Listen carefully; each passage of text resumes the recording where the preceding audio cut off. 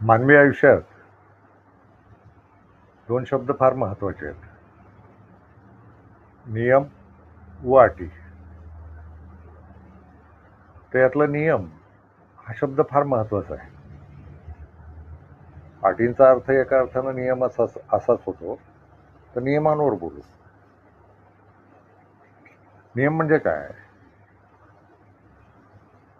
तर ते प्रत्येकाचे स्वतःचे नियम आहेत. म्हणजे व्यक्तिगत नियम आहेत आयुष्यात. आपण नियमांनीच जगतो. आपल्या कुटुंबाचे काही नियम असतात. मग आपली गल्ली असते किंवा आपलं बोळ असतो किंवा आपली जी 10-5 घरं असतात, त्या घरांचे नियम असतात. मग गावाचे नियम असतात. असं ते विभागणे आहेत नियमांमध्ये. हा विषय मला का सुचला ते सांगतो.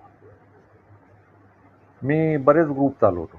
अक्षर मानव नावाची संघटना आहे आणि त्या संघटनेमार्फत व्हॉट्सअपचे बरेच ग्रुप ॲक्टिव्ह आहेत, चालवले जातात. आणि सगळ्या अक्षर मानवचे म्हणून काही नियम आहेत की या ग्रुप्सवर काय घडावं, काय घडू नये. आणि बरेच लोक तिथं सामील आहेत. म्हणजे जवळजवळ सगळे ग्रुप्स मिळून महाराष्ट्रभर 4-5 लाख लोक तरी सामील आहेत. देशभराचे ग्रुप आहेत आणि पुन्हा जागतिक ग्रुप आहेत. तर इथं खूप माणसं आहेत आणि यांना ती एक नियमावली दिली जाते की बुवा या नियमांनी तिथं राहावं लागेल. मग नियम तयार कशात होतात? तर मूळ मुद्दा आहे की आपले नियम किंवा आपलं जगणं एकमेकांनी बिघडवू नये. एकमेकांना विचलित करू नये, कोणी एकमेकांना त्रास देऊ नये, या अर्थानंच ते नियम तयार केले जातात. मग त्रासाचे मुद्दे येतात कुठून? तर ते पुन्हा या समाजातनं झालेले असतात. नियम समाजच तयार करतो, पण समाजाला लक्षात येतं की काय वागलं तर ते चूक असेल आणि काय वागलं तर ते बरोबर असेल. तर मग ते नियम तयार होतात आणि त्या नियमांचं बंधन पुन्हा त्याच समाजाला घातलं जातं. समाज एका अर्थानं बेछूट असतो. त्याला कुठलेही नियम नको असतात. आणि तरीही समाजच नियम तयार करतो आणि ते नियमातच जगलं पाहिजे असं पुन्हा समाजच म्हणतो. तर अक्षर मानवचे पण काही नियम आहेत आणि इथं भ्रष्टाचार चालणार नाही, इथं लैंगिक काही बोललेलं चालणार नाही, लफडेबाजी चालणार नाही, वगैरे वगैरे. आणि एकमेकांना दुखावून चालणार नाही, असं काहीतरी त्या ग्रुपवर असतं. आणि बऱ्याच ग्रुपवर ज्या ग्रुपचा जो विषय आहे त्या ग्रुपवर तेवढंच बोलावं असं अपेक्षित असतं. म्हणजे उदाहरणार्थ भाषा विभागाचा ग्रुप आहे किंवा शेती विभागाचा ग्रुप आहे किंवा आरोग्य विभागाचा ग्रुप आहे. तर मग या ग्रुपवर त्याच विषयाचं बोललं जावं असं अपेक्षित असतं. आणि बहुधा लोक तो नियम पाळतात किंवा बहुधा लोक मग काही करतच नाहीत त्या ग्रुपवर. ते नुसतेच पडून राहतात आणि काही मिळालं ऐकतं तर वाचत राहतात किंवा अनुभवत राहतात. पण स्वतः काही करत नाहीत. म्हणजे ते नियमांना धक्काही लावत नाहीत, पण क्रियाशीलही राहत नाहीत. तर मग ते फार मजा येऊन जाते आणि मग काहीच लोक बोलत राहतात. पण काही लोक मजेशीर असतात. काही लोक आगाऊपणे येतात आणि मग त्या ग्रुपवर नको असलेलं काहीतरी टाकत राहतात. कुठल्या तरी लिंक्स उचलून टाकत राहतात. आणि जगात खूप लोक मूर्ख अजूनही आहेतच शिल्लक. सोशल मीडिया नावाचं एवढं विस्तृत सगळ्यांना व्यक्तिगत उपलब्ध आहे. पण तरी लोकांना वाटतं की आपल्याला जे कळलंय ते लोकांना सांगितलं पाहिजे, नाहीतर लोकांचं दुर्लक्ष होईल आणि लोक अज्ञानी राहण्याची शक्यता आहे. यातनं काही लोक त्या भ्रमात कुठल्याही लिंका उचलून कुठेही टाकत राहतात आणि त्या ग्रुपचा तो विषय आहे का वगैरे असं काही पाहत नाहीत. वर कुठलाही विषय असतो. म्हणजे वर समजा समाजशास्त्राचा विषय असेल किंवा वर समजा कचरा व्यवस्थापन असा विषय असेल, तर त्यात येऊन ते जागतिक एप्स्टीन फाईलच्या फायली आणून टाकत राहतात की बघा बुवा आता कचरा व्यवस्थापनचा आणि एप्स्टीन फाईलचा काय संबंध आहे वगैरे. अर्थात एप्स्टीन फाईल हा कचराच आहे जगाचा, समाजाचा, पण तरीही तिथं आणून टाकत राहायचं आणि मग साहजिकच त्यांना नियम शिकवावे लागतात की इथं हे चालणार नाही. आणि मग काही लोक ते मान्य करतात आणि ते मान्य करणाऱ्यांचं प्रमाण भयंकर अल्प आहे बरं का. भयंकर अल्प आहे. म्हणजे ते फार कमी लोक, क्वचित असा एखादा माणूस दिसतो की चूक झाली माझी, मी पुन्हा हे नाही करणार. पण बहुतेक लोक आहेत ना, मग ते त्यांना राग बी घेतो, त्यांची अस्मिता दुखावते. तर इथे एक गंमत लक्षात येते. ग्रुपचा एक नियम आहे, पण त्यांचा स्वतःचा एक नियम आहे. त्यांना उच्छृंखल वागायचंय हा त्यांचा नियम आहे.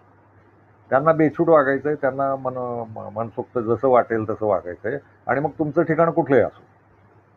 तुमचं ठिकाण कुठलंही असो, तुमची जागा कुठलीही असो, तुमचा विषय कुठलाही असो, त्यांना येऊन स्वतःचा विषय घुसडायचा आणि तो त्यांचा नियम आहे.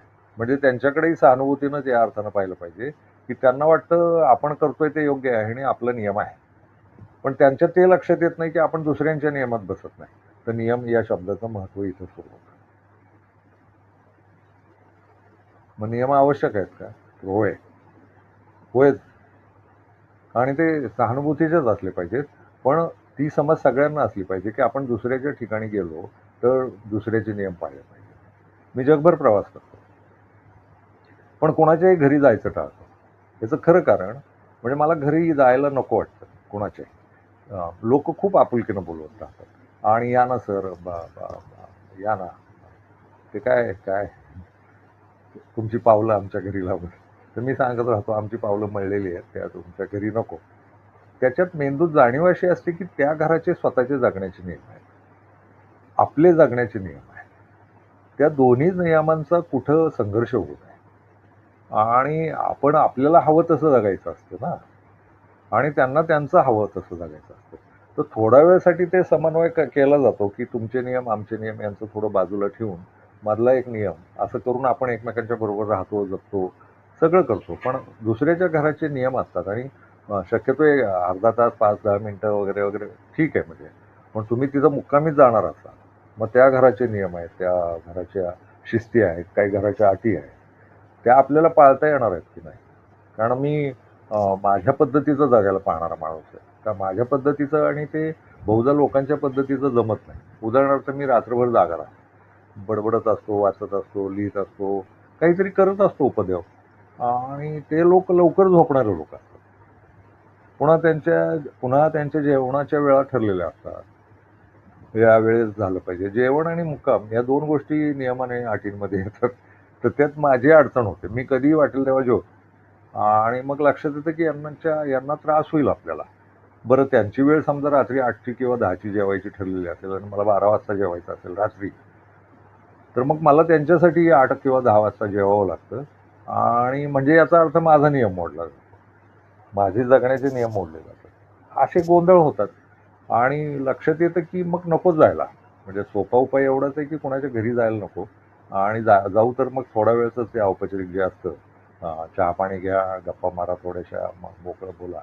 पुन्हा बोलण्याचे पण नियम असतात प्रत्येक घराचे आणि ते मात्र जातं काय माझ्या बाजूला. मला वाटत राहतं की मनसोक्त बोलावं आणि खरं बोलावं. जी काही भूमिका असेल ती खरी बोलावी. तर तिथं ती अडचण होते की हे कसंही बोलतात ते खरं बोलतात. म्हणजे परवा मी एका कार्यक्रमात होतो. एक मुलगी होती माझ्याबरोबर. तर त्या कार्यक्रमात दिवसभर जे काही चालू होतं ते फार शास्त्रशुद्ध वगैरे वगैरे भाषेत चालू होतं. त्याला मराठीत अकॅडमिक भाषेत म्हणतात तसं चालू होतं आणि मला माहिती होतं की आपण या भाषेत बोलणार नाही आहोत आणि काही गरज नाही त्याची.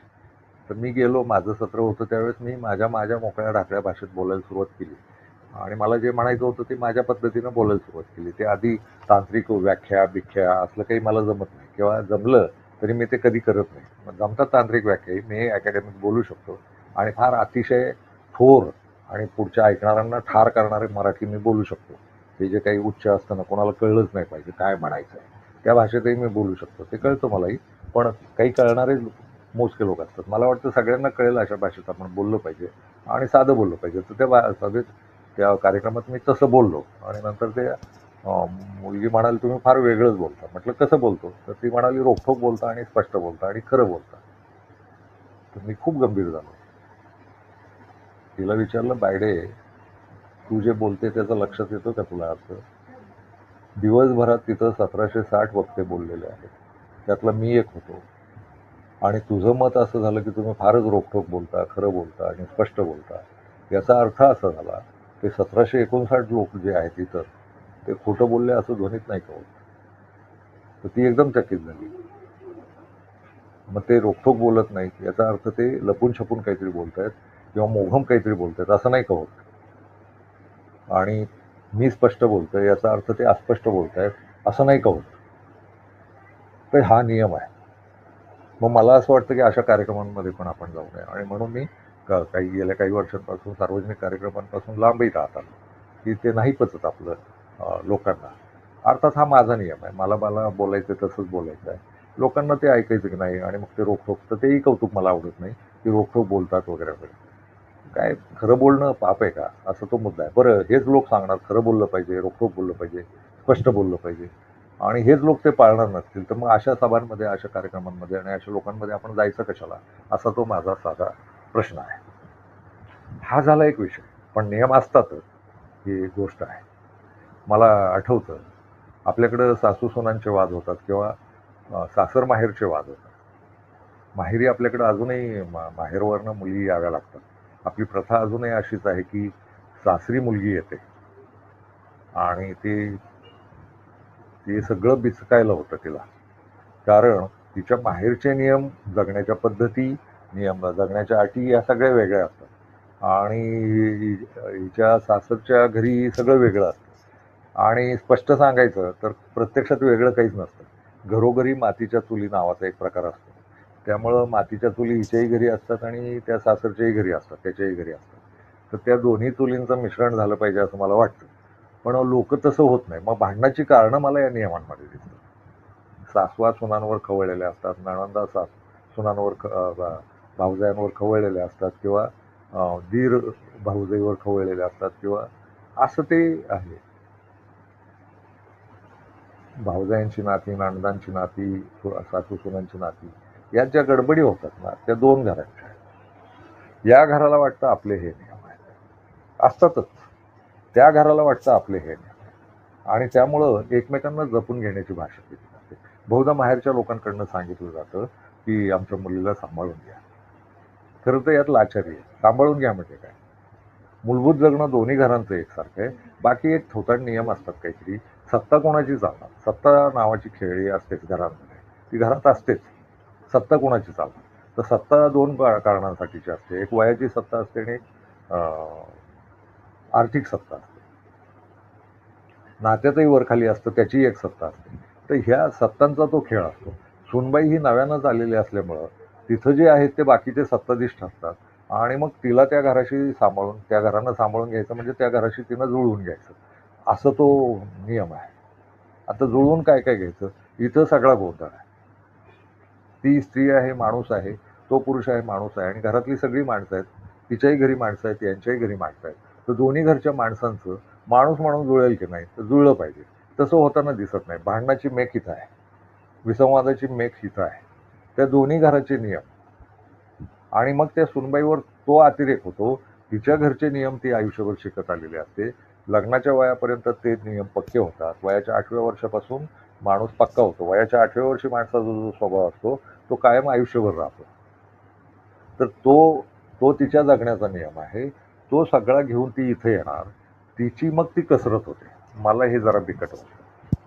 तिला तिच्या घरचे नियम किंवा तिच्या जगण्याचे नियम, तिचे व्यक्तिगत नियम, आणि हे सगळे ना सासरचे लोक आणि सासरचं घरचे नियम, याचा तिला संघर्ष भोगावा लागतो, जो साधारणपणे जावयांना किंवा मुलांना भोगावा लागत नाही. म्हणून मुलं लडजू असतात, लाडावलेले असतात, आणि पोरी कायम दडपणात असतात. याला काहीतरी एक नव्या पद्धतीची लग्न पद्धती शोधली पाहिजे असं मला नेहमी वाटत आलंय. काय ते मी बरेच प्रयोगही करून पाहिले, पण बोललोही, भाषणही केली की असं करूया का, तसं करूया का, पण अंतिमता काही हे होत नाही. दोन माणसं येणार असतील एकत्र, तर त्या दोघांचे नियम असतात. अगदी प्रेमप्रसंगात सुद्धा, किंवा नवरा बायकोच्या नात्यात, किंवा कुठल्याही नात्यात, दोघांचे नियम जुळणार का, याच्यावर लग्न जुळणार का, असं ठरलेलं असतं. तर ते नियम आणि अटी जे आहेत ते दोघांच्या वेगवेगळ्या असतील, तर मग विसंवाद होणं साहजिक आहे. आणि माणसांमधले वाद हे बहुधा व्यक्तिगत नियमांना एकमेकांच्या आडकाठी येणं यातनंच होतात असं लक्षात येतं, आणि मग सगळं काही घडतं. म्हणजे मग भांडणं होतात, व्यभिचार घडतात, रागलोभ होतात, घटस्फोट होतात. हे सगळं दोघांचे नियम जुळले नाहीत, दोघांची मती जुळली नाही, यातनं ते होतं. नियम मतीत असतात, मतीत म्हणजे आकले, मेंदूत. तर ते जुळलं नाही असं लक्षात येतं. आणि मग आता विषय गंभीर होतो, तो होतो सामाजिक. तो असा की मग समाजाचे म्हणून नियम तयार होतात. आता देश आहेत, राज्य आहेत, त्या देशांचे स्वतःचे नियम आहेत, कायदे आहेत, आणि सामाजिक पातळीवर एक नागरिक शास्त्र तयार होतं. देश असण्याआधी पण आणि देश असतील नसतील भविष्यात, जग एकही होईल कदाचित, पण पृथ्वीवरच्या समाजाचे स्वतःचे काही नियम आहेत आणि ते नियम बंधनकारक आहेत सगळ्यांना. ते नियम मात्र कोणालाही टाळता येत नाही. म्हणजे हे जे ग्रुपवर येणारे लाडोबा लोक आहेत की माझं म्हणणं आहे ते तुम्ही माझं ऐकाच, असा आग्रह धरणारे लोक आहेत, ते जगातही आहेत. या सामाजिक नियमांना नागरिक शास्त्र असं म्हणतात. मग नागरिक शास्त्राचे नियम आहेत आणि ते सगळे समाजानं मिळून केलेत गेलं कित्येक लाख वर्ष प्रयत्न करून. त्यातनं कायदे तयार झाले, सामाजिक कायदे तयार झाले, गुन्हेगारी कायदे तयार झाले. गुन्हा काय आहे हे समाजानं ठरवलं, काय चूक आहे हे समाजानं ठरवलं आणि समाजानं या गोष्टींना नाकारलं की अमुक एक गोष्ट केली तर तो गुन्हा ठरेल आणि ते योग्य नाही असं समाजानं सांगितलं. आणि मग पुढं तरतुदी पण झाल्या की लोक ऐकणार नाहीत का, तर मग लोकांना शिक्षा दिली पाहिजे. शिक्षा ही नियमांमधून आली, नागरिक शास्त्रांमधून आली. नागरिक शास्त्र तयार झालं आधी आणि मग नागरिक शास्त्र लोक पाळतच नाहीत हे लक्षात आल्यानंतर या नागरिकांचं काय करायचं तर समाजानं ठरवलं यांना शिक्षा दिल्या पाहिजे. शिक्षा नावाचे जेवढे प्रयोग आहेत ते सगळे नागरिक शास्त्रातनं जन्माला आले. नागरिक शास्त्र काय आहे तर तुम्ही तुमचं जगून घ्या, तुम्ही तुमचं जगण्यासाठी आलेले, त्याचा जगण्याचा आनंद घ्या आणि सरळ मार्गानं जगा. सरळ मार्ग नावाची गोष्ट तयार करून दिली समाजानं नागरिक शास्त्रात. वाईट मार्ग कुठला आहे आणि चांगला मार्ग कुठला आहे हे नागरिक शास्त्रानं शिकवलं. जे यातल्या चांगल्या मार्गाने जगणार आहेत ते आदर्श नागरिक, जे हे मार्ग पाळणार नाहीत आणि अंमल करणार नाहीत आणि हे मोडतील ते अनादर्श नागरिक, गुन्हेगार नागरिक, असं समाजानं ठरवलं. नियम हे त्या दृष्टीनं फार महत्वाचे आहेत आणि साधे साधे नियम पण आहेत. म्हणजे समाजानं ठरवलं खोटं बोलायचं नाही, पारदर्शी राहायचं, लफडेबाजी करायची नाही, रंडीबाजी करायची नाही, व्यभिचार करायचा नाही, हे सगळं समाजानं ठरवलं ना. आणि कशासाठी तर समाजाला ते लक्षात आलं हे नियम नसतील तर समाज सुखी जगणार नाही. कुणाला ना कुणाला तरी दुखापती होत राहतील असं लक्षात आल्यानंतर त्या दुखापती होऊ नयेत, माझंही आयुष्य सुखी जावं आणि पुढच्याचंही आयुष्य सुखी जावं, शांत जावं आणि एकमेकांना त्रास होऊ नये, अशा पद्धतीच्या जगण्यातनं ती नियमावली आली आणि त्यातनं मग व्यभिचार, भ्रष्टाचार असे सगळे वाईट गोष्टी गृहीत धरल्या गेल्या. आणि ते दोन्ही पातळ्यांवर, एक तर लिखित पातळ्यांवर कायद्यांच्या स्वरूपात सुद्धा आणि भावनिक पातळ्यांवर मेंदूच्या स्वरूपात सुद्धा. मेंदूंना आपल्याला शिकवलं जातं वाईट काय आणि चांगलं काय आणि ते पाळलं पाहिजे असं वाटतं. म्हणजे उदाहरणार्थ रस्त्यावर थुंकू नये, रस्त्यावर कुठेही कचरा करू नये, हे समाजानं ठरवलेले नियम आहेत ना आणि समाजाच्या भल्यासाठी आहेत ना. थुंकल्यानं आणि कचरा टाकल्यानं रोगराया पसरतात, घाण होते, डास तयार होतात, ते पुन्हा तुम्हाला चावतात, मग तुम्हाला दवाखान्यापर्यंत जावं लागतं. दवाखाने टाळायचे असतील तर स्वच्छता पाळा वगैरे, हे नागरिक शास्त्राचे नियम आहेत. आणि मग नागरिक शास्त्राचे नियम पुढेही तयार होतात. नागरिक शास्त्रातनंच पुन्हा मग राजकीय व्यवस्थाही तयार होतात. राजकारण कुठल्या पातळीचं असावं, कुठल्या प्रकारचं असावं, त्याचं माध्यम काय असावं, लोकशाही असावी का, हुकुमशाही असावी का, साम्यवाद असावा का, हे समाज मिळून ठरवतो आणि स्वीकारतो आणि ते पाळावं लागतं. एकदा तुम्ही नियम स्वीकारले ना, ते पाळणं ह्या समाजात बंधनकारक आहे. त्यामुळे सामाजिक नियम तोडणं म्हणजे नागरिक शास्त्र तोडणं, नागरिक शास्त्राचं पालन न करणं हा अतिशय विकृत भाग मानला जातो आणि या लोकांना विकृतच नाही. आणि हे आपल्या प्रत्येकाच्या मेंदूत आहे. आपल्याला निसर्ग सांगतो व्यभिचार करा म्हणून, आपण व्यभिचारी झालो तरी चालतं ना, आपलं गुपचूप काहीतरी चालू पण असतं, तर ते गुपचूप आहे ना, ते मेंदूवर दडपण आणतं की तू चुकतोयस आणि तू पाप करतोयस. ते पाप आणि पुण्य ही नागरिक शास्त्रानं जन्माला आलेली व्याख्या आहे, धर्मांची नव्हे. चांगलं काय आणि वाईट काय या दोन्हींना पर्यायी शब्द मराठीतले पाप आणि पुण्य असे आहेत. पाप काय आहे तर सामाजिक दृष्ट्या जो गुन्हा ठरलाय ते पाप, सामाजिक दृष्ट्या जे योग्य वाटतंय ते पुण्य. ते माणुसकी मध्ये पाप पुण्य पुन्हा आहेच आहे, पण त्याला ते धर्मांनी उचलाउचली केली आणि मग पाप पुण्यात मग स्वर्ग नरक मिळेल वगैरे. स्वर्ग नरक वर नसतात असं मागेही मी वाटतं म्हणाल होतो. स्वर्ग नरक तुमच्या मेंदूतच असतात. वर असतात म्हणजे काय तर पायापासून वर असतात, डोक्यात असतात. कारण तुम्हाला शिकवलं जातं की तुम्ही चूक केली तर तो गुन्हा आहे सामाजिकदृष्ट्या, आणि तुम्ही जेव्हा चूक करत असता किंवा पाप करत असता तेव्हा तुमच्या मेंदूत ती नोंद होत राहते की तू चुकतोयस, तू पाप करतोयस, आणि ते मेंदूत रुतून राहतं, आणि नेणीव नावाची गोष्ट असते मेंदूत, ती तुम्हाला आयुष्यभर टोचत राहतं की तुम्ही पापी आहात, तुम्ही पापी आहात, तुम्ही पापी आहात, तू पापी आहेस बरं का, असं ती नेणीव तुम्हाला सांगत राहते. बाहेरच्या कोणाला कळतच नाही. बऱ्याचदा लफडी, खूप लोक असे असतात की ज्यांची लफडी आयुष्यभर मरेपर्यंत कोणालाच कळत नाही. त्यांनी लफडेबाजी करून निघून जातात, भ्रष्टाचार करून निघून जातात, खोटं बोलून निघून जातात, पाप करून निघून जातात, तरी कोणालाच कळत नाही. लोकांना वाटतं पुण्यवान आहे. अर्थात या नागरिक शास्त्रामुळे माणसामध्ये दुहेरी पण आलं, हेही मान्यच केलं पाहिजे. माणसं दुहेरी वागायला लागली, आतून पापी आणि वरून पुण्यवान असं वागायला लागली, हेही सत्यच आहे. पण ते काही असो, पण नागरिक शास्त्राचे नियम हे जगण्याला सुखी करणारे आदर्श असतात, आणि एकमेकांना त्रास न देणारे. दुसऱ्यांना त्रास होणं आपल्यामुळं म्हणजे पाप, दुसऱ्यावर आपण अन्याय करणं म्हणजे पाप, दुसऱ्याला लुटणं, दुसऱ्याला फसवणं म्हणजे पाप, असं ते फार व्यापक होऊन बसतं. त्यामुळे नागरिक शास्त्र ही गोष्ट प्रचंड आवश्यक आहे. म्हणजे पुण्यात राहतो मी, हे पुणेकर सगळ्यात शहाणे, सगळ्याला अक्कल शिकवणारे. पण पुण्याच्या कुठल्याही गल्लीबोळात जा, तुम्हाला मोटरसायकलवरनं नद्यांमध्ये किंवा रस्त्याच्या कडेला कचऱ्यांच्या पिशव्या टाकणारे नीच लोक अजूनही दिसतील. हे नीचच आहेत, हे नागरिक शास्त्राची ठासणारे लोक आहेत आणि घाणच आहेत. कचऱ्याच्या गाड्या असतात, कचऱ्याच्या कुंड्या असतात, तरीही हे लोक, तुम्ही पुण्याच्या रस्त्यांवर बघा, तुमच्या शहरांच्या रस्त्यांवरही बघा, आणि भारत तर हा कचऱ्यांचाच देश आहे. जी जागा आपली नाही तिथं जाऊन कचरा करायचा, मग ती कुणाची असो. नागरिक शास्त्रात तेही घाणेरडच आहे की कचरा कुठेही टाकत राहायचा, म्हणजे कचऱ्याच्या सोयी असून सुद्धा. बरं, व्यवस्थापन करू शकतो ना आपण, 10-5 घरं मिळून काही एक व्यवस्थापन करू शकतो, ती अक्कल नाही. बायको हातात कचऱ्याची पिशवी देते, हा मोटरसायकलवर निघतो पुण्यातला, मोटरसायकलवरच निघणार. बाबा, पुण्यातले लोक हे जन्मता मोटरसायकलच घेऊन येतात, बरोबर.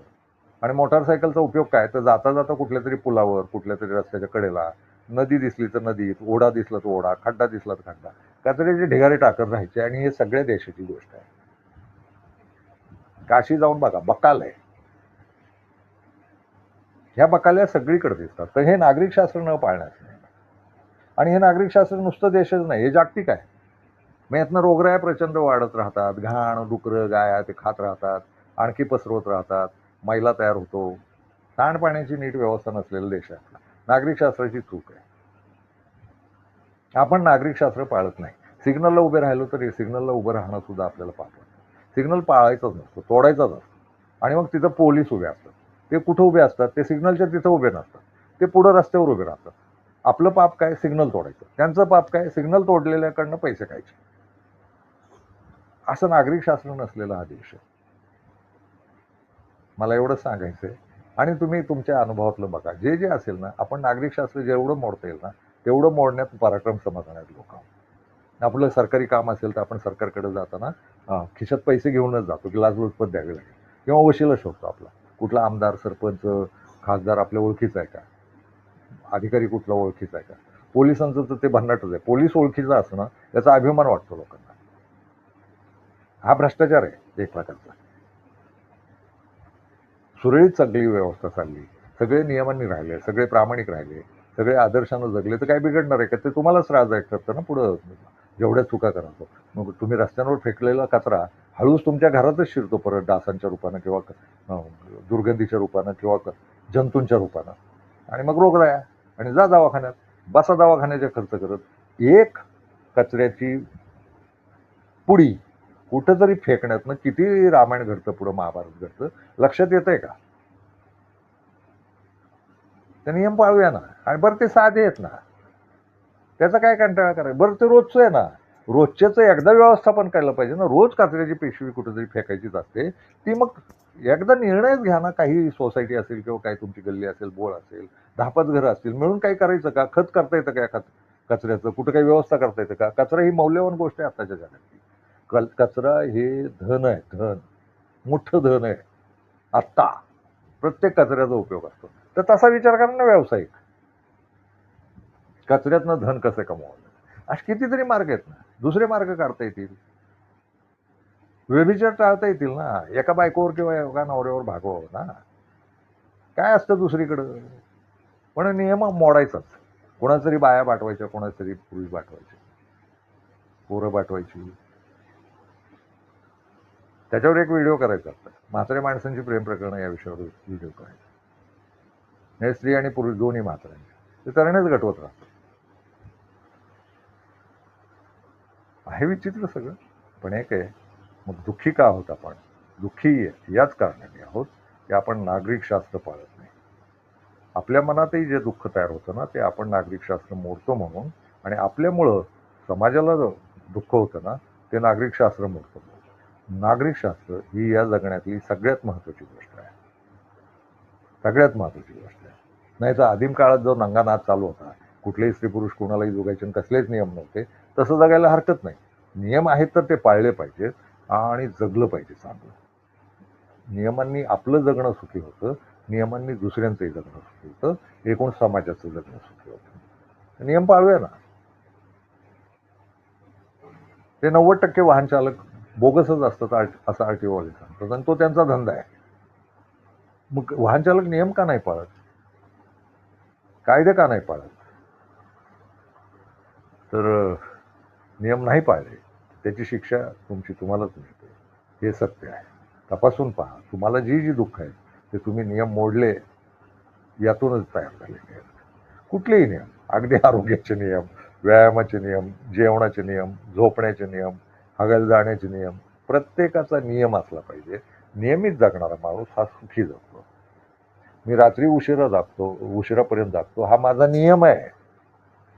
तब्येतीनं बरोबर चालू आहे माझं सगळं. कामगारांना नाही का 3 शिफ्टमध्ये काम करावं लागतं, तो त्यांच्या जगण्याचा नियम आहे.